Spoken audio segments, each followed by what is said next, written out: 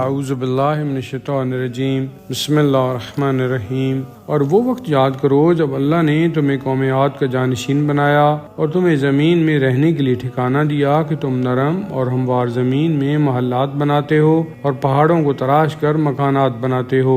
سو اللہ کی نعمتوں کو یاد کرو اور زمین میں فساد مت پھیلاتے پھرو۔ قوم کے بڑے لوگوں نے جو متکبر تھے ان کمزور لوگوں سے کہا جو ایمان لائے تھے، کیا تم جانتے ہو صالح واقعی اپنے پروردگار کی طرف سے بھیجے ہوئے رسول ہیں؟ انہوں نے کہا بے شک ہم تو اس پیغام پر ایمان لائے جسے دے کر ان کو بھیجا گیا ہے۔ یہ سن کر متکبر مزاج بڑے کہنے لگے کہ جس چیز پر تم ایمان لائے ہو ہم اس کے کافر اور منکر ہیں۔ پھر انہوں نے اس اونٹنی کو پے کر دیا، یعنی اس کی کونچیں کاٹ دیں اور اپنے پروردگار کے حکم سے سرکشی اور سرتابی کی اور کہا اے صالح اگر تم رسولوں میں سے ہو تو پھر ہمارے پاس لاؤ وہ عذاب جس کی ہمیں دھمکی دیتے ہو۔ پس انہیں زلزلہ نے آ پکڑا اور وہ اپنے گھروں میں اوندے پڑے رہ گئے۔ پس وہ یعنی صالح علیہ السلام یہ کہتے ہوئے وہاں سے منہ موڑ کر نکل گئے، اے میری قوم میں نے تمہیں اپنے پروردگار کا پیغام پہنچا دیا اور تم کو نصیحت کی، مگر تم نصیحت کرنے والے خیر خواہوں کو پسند ہی نہیں کرتے۔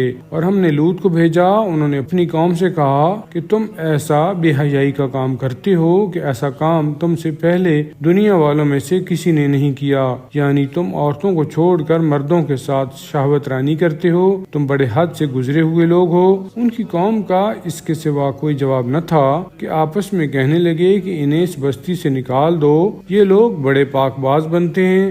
تو ہم نے انہیں اور ان کے گھر والوں کو سوا ان کی بیوی کے نجات دی، یعنی بچا لیا، ہاں البتہ وہ پیچھے رہ جانے والوں میں سے تھی۔ اور ہم نے ان پر پتھروں کی بارش برسائی تو دیکھو مجرموں کا کیسا انجام ہوا۔ اور ہم نے مدائن کی طرف ان کے قومی بھائی شعیب علیہ السلام کو بھیجا، انہوں نے کہا اے میری قوم اللہ ہی کی عبادت کرو، اس کے سوا تمہارا کوئی الہ نہیں ہے۔ یقیناً تمہارے پاس تمہارے پروردگار کی طرف سے کھلا نشان بھی آ چکا ہے، پس ناپ تول پوری کیا کرو اور لوگوں کو ان کی خرید کردہ چیزیں کم نہ دیا کرو، اور زمین میں اس کی اصلاح کے بعد فساد نہ پھیلاؤ، یہ بات تمہارے لیے بہتر ہے اگر تم ایمان والے ہو۔ اور ہر راستے پر اس طرح نہ بیٹھو کہ تم راہگیروں کو ڈراؤ دھمکاؤ اور ایمان لانے والوں کو اللہ کی راہ سے روکو، اور اس راہ میں کجی تلاش کرو۔